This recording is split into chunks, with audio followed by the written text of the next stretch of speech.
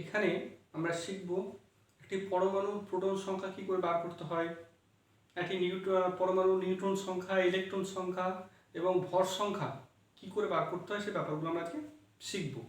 তো তার আগে আমাদের একটি পরমাণুর বেসিক ফরম্যাট বা প্রাথমিক যে গঠন সেই গঠন সম্পর্কে একটি স্বচ্ছ ধারণা থাকা দরকার। তো প্রথমেই আমরা পরমাণুর গঠন কেমন থাকে, কোন সংখ্যায় প্রোটন থাকে, ইলেকট্রন থাকে ইত্যাদি ব্যাপারগুলো আমরা জানব। তো প্রথমেই আমরা ছবির মধ্যে যাই। এ নামে ধরা যাক এক্স নামে একটি পরমাণু আছে, এক্স নামে একটি পরমাণু আছে, ভালোভাবে সবাই বুঝবে। তো এক্স নামের পরমাণুর মধ্যে কি আছে? প্রোটন কণা রয়েছে, রাইট? তাহলে প্রোটন কণাকে প্লাস দ্বারা চিহ্নিত করি। আর কি রয়েছে? 0 মানে নিউট্রন কণা রয়েছে, এবং লাস্ট হলো মাইনাস অর্থাৎ ইলেকট্রন কণা রয়েছে। আর একটা ব্যাপার আমাদের বার করার থাকে, সে ব্যাপারটা হলো মাস অর্থাৎ ভর সংখ্যা, ভর সংখ্যা এটাকে জেড দিয়ে ডিনোট করা হয়। তো ভর সংখ্যার ব্যাপারটা কি? ভর সংখ্যা ব্যাপারটা হলো প্রোটন প্লাস নিউট্রন। ভর সংখ্যা মানে বোঝায় কোনো পরমাণুর ভর সংখ্যা কথাটির অর্থ হলো যে পরমাণুর ভেতরে অর্থাৎ নিউক্লিয়াসের মধ্যে যে প্রোটন এবং নিউট্রন সংখ্যা রয়েছে তার সমষ্টি। তাহলে একটি পরমাণুর ভর সংখ্যা যখনই বলবে বা যখন তার মাস জানতে চাইবে বা বলা হবে, তখন আমরা কি বুঝবো? যে পরমাণুর মধ্যে যে নিউক্লিয়াস রয়েছে, নিউক্লিয়াসের মধ্যে প্রোটন আর নিউট্রন সংখ্যা যোগফল। আর একটি ব্যাপার আমাদের মাথায় রাখতে হবে, যে কোনো পরমাণু সেটি নিস্তরিত অবস্থায় থাকে। নিস্তরিত অবস্থায় থাকে তার মানে কি? একটি পরমাণুর কেন্দ্রে রয়েছে প্রোটন কণা এবং নিস্তরিত কণা বা নিউট্রন কণা। তাহলে নিউট্রন কণার তো কোনো চার্জ নেই, সেই চার্জ সেটা বাদ গেল, থাকলো নিউক্লিয়াসের ভেতরে তাহলে প্রোটন কণা অর্থাৎ পজিটিভ চার্জ। এটাও প্রশ্ন হতে পারে যে নিউক্লিয়াসের চার্জ কেমন? নিউক্লিয়াসের চার্জ হলো তড়িৎ ধনাত্মক বা পজিটিভ। তো তড়িৎ ধনাত্মক বা পজিটিভ কেন হচ্ছে যদি ব্যাখ্যা চাওয়া হয়, তার উত্তর রয়েছে এটি যে কোনো পরমাণু নিউক্লিয়াসের মধ্যে থাকে প্রোটন কণা এবং নিউট্রন কণা। প্রোটন কণার চার্জ হলো তড়িৎ ধনাত্মক প্লাস চার্জ, কিন্তু নিউট্রন কণার কোনো চার্জ নেই অর্থাৎ নিউট্রন কণা নিস্তড়িত। যেহেতু নিউট্রন কণাটা নিস্তড়িত অর্থাৎ প্রোটন কণার পজিটিভ চার্জটাই সেখানে থাকে। তাহলে এখানে দুটো প্রশ্ন হতে পারে ঘুরিয়ে। প্রথম প্রশ্ন, নিউক্লিয়াসের চার্জ কেমন, নিউক্লিয়াসের আধান কেমন? নিউক্লিয়াসের আধান হলো তড়িৎ ধনাত্মক। বা নিউক্লিয়াসের চার্জ কেমন? নিউক্লিয়াসের চার্জ হলো পজিটিভ। নিউক্লিয়াসের মধ্যে কি শুধু প্রোটন কণা রয়েছে? না, নিউক্লিয়াসের মধ্যে প্রোটন এবং নিউট্রন কণা রয়েছে। নিউট্রন কণার কোনো চার্জ না থাকার জন্য বা নিউট্রন কণা নিস্তড়িত হওয়ার জন্য নিউক্লিয়াসটি প্রোটন কণার চার্জটি বহন করে বা প্লাস চার্জ বহন করে। তো এবার আমাদের কোনো পরমাণু যদি ভর সংখ্যা বলা হয় বা ভর সংখ্যা চাওয়া হয়, ভর সংখ্যা কথাটির মানে হলো কোনো পরমাণুর ভর সংখ্যা কথাটির মানে বোঝানো হচ্ছে সেই পরমাণুর মধ্যস্থ নিউক্লিয়াসের মধ্যে যে সংখ্যক প্রোটন কণা এবং নিউট্রন কণা রয়েছে তাদের যোগফল। তাই ভর সংখ্যা কাকে বলে যদি জানতে চাওয়া হয়, তাহলে কি হবে? উত্তরটা খুব সহজ। ভর সংখ্যা বা কোনো পরমাণুর ভর সংখ্যা মানে হলো যে সেই পরমাণুর মধ্যস্থ যে নিউক্লিয়াস রয়েছে, নিউক্লিয়াসের মধ্যে প্রোটন এবং নিউট্রন সংখ্যা যোগফলকে বলা হয় ভর সংখ্যা। ভর সংখ্যাটা আরেকবার বলছি আমি, কোনো নিউক্লিয়াস কোনো পরমাণু মধ্যস্থ প্রোটন এবং নিউট্রন কণার সমষ্টিকে বলা হয় ভর সংখ্যা। এবার আরেকটা ব্যাপার আমাদের মাথায় রাখা দরকার যে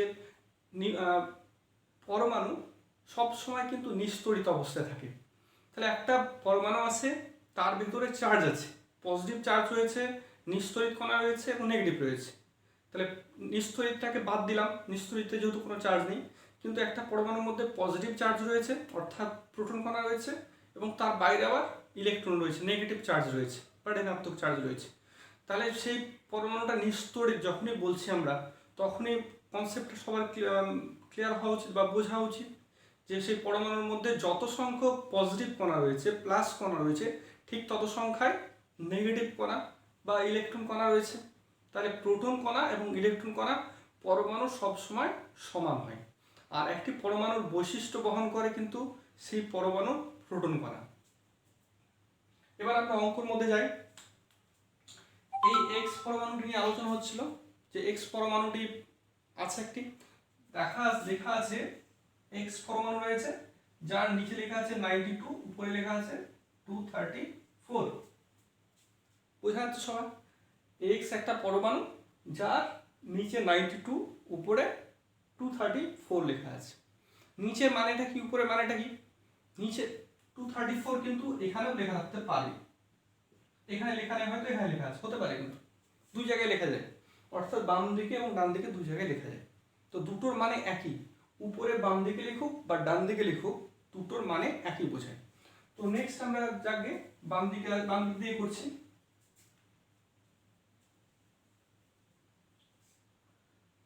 এটার মানে হলো এমপি, নাম শুনেছ সবাই? এমপি, এমপি মানে মেম্বার অফ পার্লামেন্ট বোঝাচ্ছে। এমপির প্রথম অক্ষরটা কি? এম, দ্বিতীয় অক্ষরটা কি? পি। এটাকে আমরা এমপি বলব। এমপি মানেটা কি? এমপি মানে হলো, আমরা যেটা জানি এমপি সেটা member of parliament, but MP মানে হলো M for mass, M for mass, আর P for number of proton, অর্থাৎ প্রোটনের সংখ্যা। তাহলে এই পরমাণুটা যদি উপরে মাস বা ভর সংখ্যা দেওয়া থাকে এবং নিচে প্রোটন সংখ্যা দেওয়া থাকে, তো এর ইলেকট্রন আর নিউট্রন সংখ্যাটা পাওয়া যাবে কি যাবে না? কীভাবে যাবে? কারণ আমরা জানি যে কোনো পরমাণুর প্রোটন সংখ্যা এবং প্রোটন সংখ্যা এবং ইলেকট্রন সংখ্যা সবসময় সমান হয়। তাহলে এই পরমাণুর ব্যাখ্যাটা আমি করি। এই পরমাণুর প্রোটন হলো, অর্থাৎ প্লাস হলো 92, ঠিক আছে, প্রোটন সংখ্যা 92টি, আর ভর সংখ্যা কত বলা হয়েছে?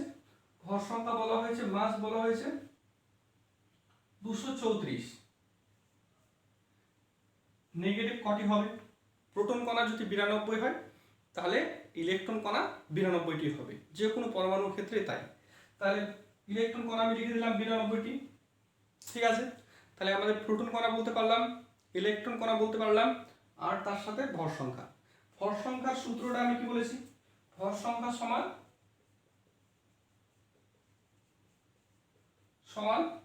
প্রোটন কণা প্লাস নিউট্রন কণা। তাহলে আমাদের যদি ভর সংখ্যা জানা থাকে, প্রোটন কণা জানা থাকে, তাহলে নিউট্রন কণার মান পাওয়া যাবে কি যাবে না? সহজে বার করতে পারবে। কেন? কিভাবে বার করবে?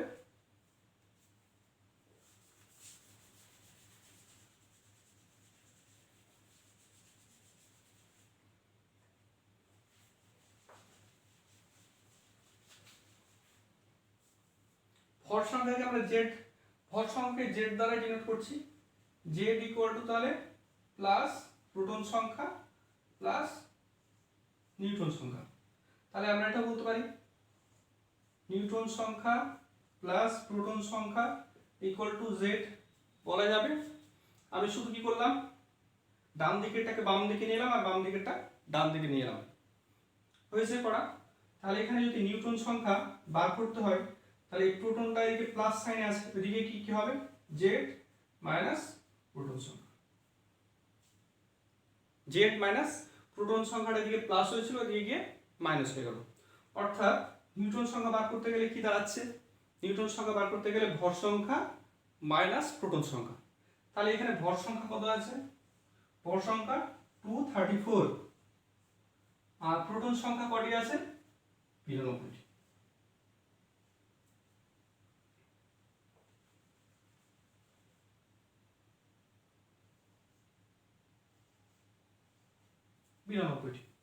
তাহলে 234 থেকে যদি আমি 92 বাদ দিই কত হবে?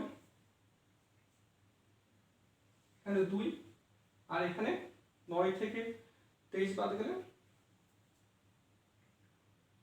23 থেকে যদি 9 বাদ যায় তাহলে হচ্ছে 142।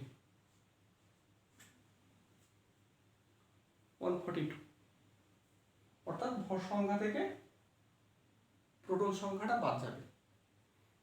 এরপর যদি আমাদের এরকম থাকে যে ভর সংখ্যা চাইছে, আর একটা এক্সাম্পল আমরা দেখি।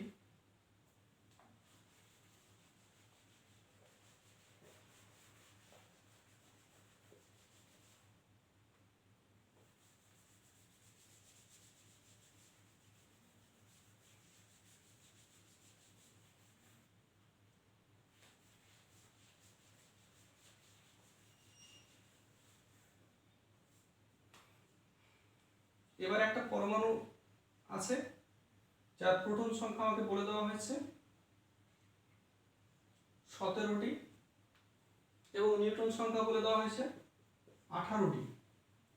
একটি পরমাণু রয়েছে যার প্রোটন সংখ্যা 17টি এবং নিউট্রন সংখ্যা 18টি। তার ভর সংখ্যা কত হবে? তাহলে ভর সংখ্যা সমান আমরা কি জানি? ভর সংখ্যা জেড সমান আমরা কি জানি? প্রোটন যুক্ত নিউট্রন। তাহলে প্রোটন সংখ্যা 17টি আর নিউট্রন সংখ্যা কটি? 18টি। ভর সংখ্যা কত হবে? 35। এই পরমাণুটা যদি আমাদের বলা হয় ইলেকট্রন সংখ্যা কটি? ইলেকট্রন সংখ্যা 17টি হবে। কেন? যে কোনো পরমাণুর প্রোটন সংখ্যা এবং ইলেকট্রন সংখ্যা সবসময় সমান হয়। আরেকটি আমরা দেখব,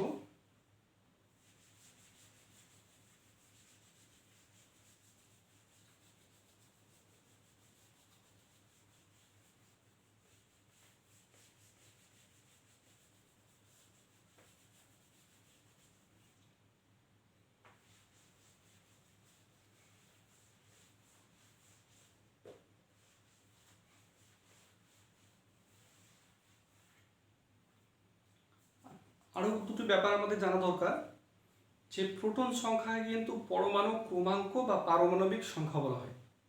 অর্থাৎ যদি প্রশ্ন করা হয় পরমাণু ক্রমাঙ্ক বলতে কি বোঝো বা পরমাণু ক্রমাঙ্ক বলতে কি বোঝো, তাহলে উত্তরটা খুব সহজ।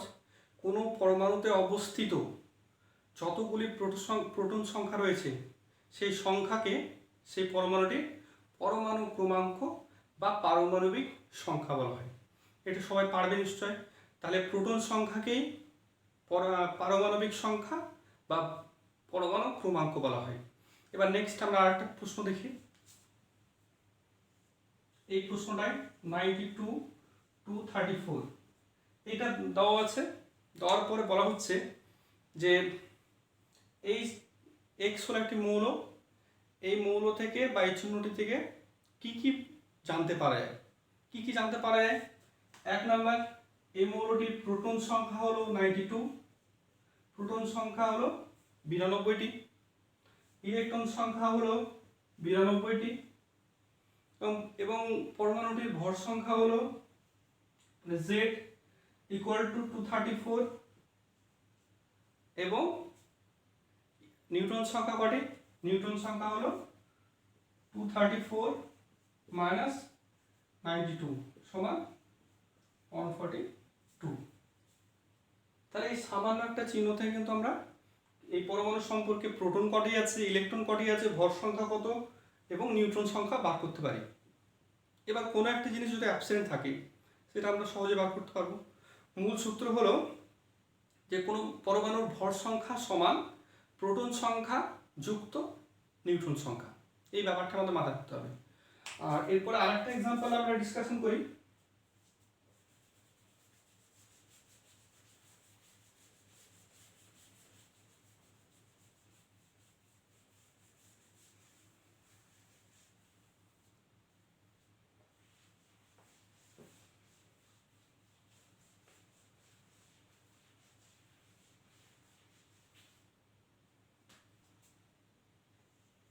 এটি কিসের জন্য সবাই জানি আমরা? অক্সিজেন। তাহলে অক্সিজেনের উপরে লেখা আছে 16, নিচে লেখা আছে 8। বলা হচ্ছে পরমাণুটির গঠন বর্ণনা করো চিত্রসহ। বা এই চিহ্ন থেকে আমরা কি কি জানতে পারি? তাহলে এই চিহ্ন থেকে আমরা জানতে পারি এটি হলো অক্সিজেন পরমাণু, ও হলো অক্সিজেন পরমাণু, আর যার ভর সংখ্যা কি বলেছি? এমপি, উপরে এম নিচে পি, মাস আর নাম্বার অফ প্রোটনস। মাস মানে ভর সংখ্যা আর প্রোটন মানে হলো নাম্বার অফ প্রোটনস মানে হলো প্রোটনের সংখ্যা। তাহলে ভর সংখ্যা কত জানতে পেরেছি? 16। আর কি জানতে পেরেছি? প্রোটন সংখ্যা 8টি। আর কি জানা যাবে? ইলেকট্রন সংখ্যা বলতে পারি। যতগুলি প্রোটন সংখ্যা ঠিক ততগুলি ইলেকট্রন সংখ্যা, অর্থাৎ ইলেকট্রন সংখ্যা সমান হবে 8টি। নিউট্রন সংখ্যা সমান কটি হবে? নিউট্রন সংখ্যা সমান হবে 16 মাইনাস 8 ইকুয়াল টু 8। নিউটন সংখ্যা হবে 8টি। তাহলে এত কিছু তথ্য পাওয়া যায়।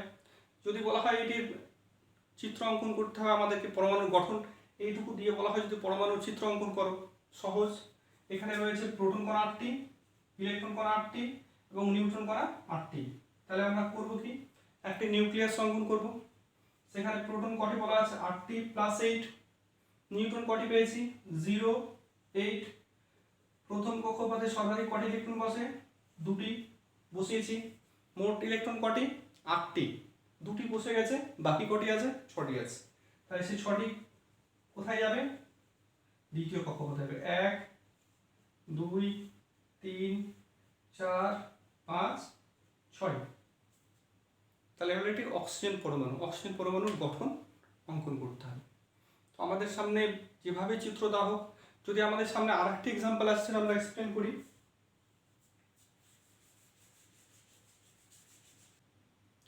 এবার আমাদের সামনে একটি প্রশ্ন রয়েছে, যেখানে বলা হয়েছে যে একটি মৌলিক পদার্থ আছে, যে মৌলিক পদার্থের ইলেকট্রন বিন্যাস হলো 2 8 এবং 7। তাহলে একটি মৌলিক পদার্থ রয়েছে, যে মৌলিক পদার্থের ইলেকট্রন বিন্যাস অর্থাৎ প্রথম কক্ষপথে 2টি, দ্বিতীয় কক্ষপথে 8টি এবং তৃতীয় কক্ষপথে 7টি ইলেকট্রন রয়েছে, এবং যার ভর সংখ্যা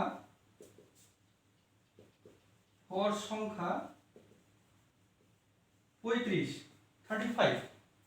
তাহলে এমন একটি পরমাণু রয়েছে যার ইলেকট্রন বিন্যাস হলো 2 8 7, অর্থাৎ প্রথম কক্ষপথে 2টি ইলেকট্রন, দ্বিতীয় কক্ষপথে 8টি ইলেকট্রন এবং তৃতীয় কক্ষপথে 7টি ইলেকট্রন। আর তার সাথে বলা হচ্ছে কি যার ভর সংখ্যা 35। তবে সে মৌলিক পদার্থটির পরমাণু চিত্র অঙ্কন করো এবং নিউট্রন সংখ্যা বলো। তাহলে পরমাণু চিত্র অঙ্কন করতে গেলে আমাদের কি কি প্রয়োজন, পরমাণু চিত্র অঙ্কন করতে গেলে আমাদের 3টি কণার প্রয়োজন। কি কি সে কণা, প্রোটন সংখ্যা, ইলেকট্রন সংখ্যা এবং নিউট্রন সংখ্যা, 3টি কণার প্রয়োজন। তাহলে এই পদার্থটা আমি আননোন একটা পদার্থ আছে, নাম ধরলাম এ, জানি না কোন পরমাণুর পদার্থ আছে, যার ভর সংখ্যা বলা হয়েছে 35। তাহলে 35টা আমরা কোথায় লিখবো, 35 উপরে লিখবো এমপি। আর নিচে কি বলা হয়েছে, নিচে বলা হয়েছে যে প্রোটন কটি। প্রোটন তো আমরা জানি না, তবে ইলেকট্রন জানি। ভর সংখ্যা বলে দেওয়া হয়েছে 35, আর ইলেকট্রন সংখ্যা অর্থাৎ মাইনাস চার্জ হলো, প্রথম কক্ষপথে 2টি রয়েছে, দ্বিতীয় কক্ষপথে 8টি এবং তৃতীয় কক্ষপথে 7টি। তাহলে 2 8 10 আর 7 17। তাহলে এই পরমাণুটিতে 17টি ইলেকট্রন রয়েছে। তাহলে আমি ইলেকট্রন সংখ্যা 17টি লিখে দিলাম। তাহলে প্রোটন সংখ্যা কটি হবে, যদি ইলেকট্রন সংখ্যা 17টি হয় তাহলে প্রোটন সংখ্যা কতগুলি হবে, প্রোটন সংখ্যা 17টি হবে। নিউট্রন সংখ্যা কটি হবে, নিউট্রন সংখ্যা আমরা জানি যে নিউট্রন সংখ্যা সমান হলো ভর সংখ্যা মাইনাস প্রোটন সংখ্যা। তাহলে ভর সংখ্যা হলো 35 আর প্রোটন সংখ্যা কতগুলি, প্রোটন সংখ্যা 17টি সমান নিউট্রন সংখ্যা 18টি।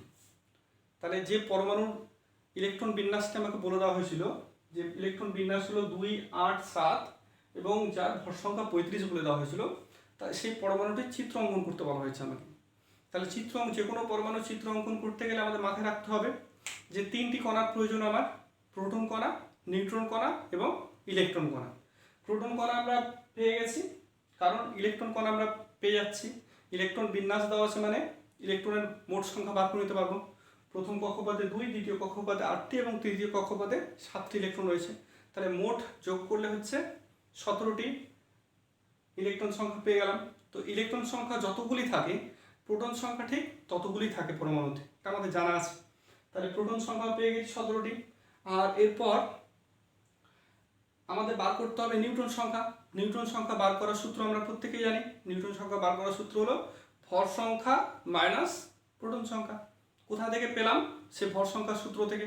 ভর সংখ্যার সূত্রটি কি ছিল, ভর সংখ্যা ইকুয়াল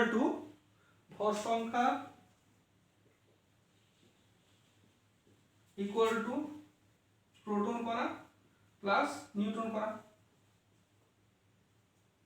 তাহলে নিউট্রন কণা সমান কি হবে, নিউট্রন কণা সমান সবটা দিকে চলে এলো ভর সংখ্যা মাইনাস প্রোটন কণা। তাই করলাম, এখানে আমি নিউট্রন কণা বার করছি 0। নিস্তড়িত ভর সংখ্যা মাইনাস প্রোটন কণা সমান পেলাম 17টি। তাহলে এবার আমি এই পরমাণুটি চিত্র অঙ্কন করতে পারি, দেখা যাক।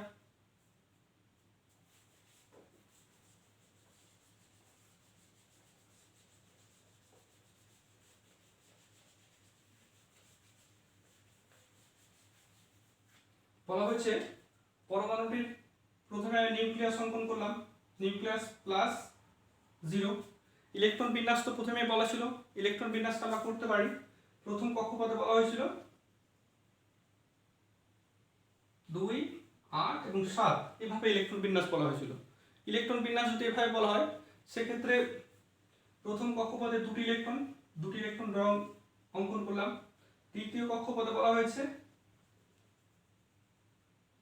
8টি ইলেকট্রন, 1, 2, 3, 4, 5, 6, 7 এবং 8। তৃতীয় কক্ষপথে কতটি বলা হয়েছে? প্রথম কক্ষপথে 2, দ্বিতীয় কক্ষপথে 8, তৃতীয় কক্ষপথে 7। তাহলে তৃতীয় কক্ষপথ অঙ্কন করলাম। 7টি ইলেকট্রন বসাতে হবে, 1, 2, 3, 4, 5, 6 এবং 7। এবার প্রোটন সংখ্যা কতগুলি পেয়েছি? প্রোটন সংখ্যা পেয়েছি 17টি। নিউট্রন সংখ্যা কটি পেয়েছি? নিউট্রন সংখ্যা পেয়েছি 18টি। মানে ভর সংখ্যা থেকে প্রোটন সংখ্যাটা বিয়োগ করেছি, বিয়োগ করে নিউট্রন সংখ্যা পেয়েছি 18টি। তাহলে চিত্র অঙ্কন কমপ্লিট। এই পরমাণুর চিত্রটি কোন মৌলিক পদার্থের পরমাণু চিত্র? সেটা হলো ক্লোরিন। তাহলে তোমাকে যদি প্রশ্ন করা হয় যে এই যে ইলেকট্রন বিন্যাস দেওয়া ছিল, ভর সংখ্যা দেওয়া ছিল, মৌলিক পদার্থটি পরমাণুটি কোন মৌলিক পদার্থের পরমাণু, আমরা সহজেই বলতে পারবো সেই পরমাণুটি হলো ক্লোরিন ক্লোরিন পদার্থের পরমাণু। কেন? ক্লোরিনের আমরা জানি যে প্রোটন সংখ্যা হলো 17টি, নিউট্রন সংখ্যা 18টি, ইলেকট্রন সংখ্যা 17টি এবং ভর সংখ্যা 35। ভর সংখ্যার যে সূত্রটি বললাম এটা আমাদের সবসময় মাথায় রাখতে হবে, ভর সংখ্যা সমান প্রোটন কণা প্লাস নিউট্রন কণা।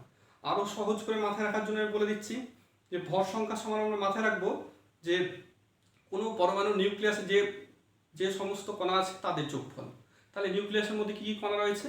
প্রোটন কণা এবং নিউট্রন কণা, তাদের দুটোর যোগফল। ভর সংখ্যার সংজ্ঞাটা প্রত্যেকে পারবো আমরা। ভর সংখ্যার সংজ্ঞা হলো কোনো পরমাণু মধ্যস্থ প্রোটন এবং নিউট্রন সংখ্যার সমষ্টিকে বলা হয় ভর সংখ্যা। ভর সংখ্যা সমান কি? ভর সংখ্যা সমান প্রোটন কণার সংখ্যা যুক্ত নিউট্রন কণার সংখ্যা।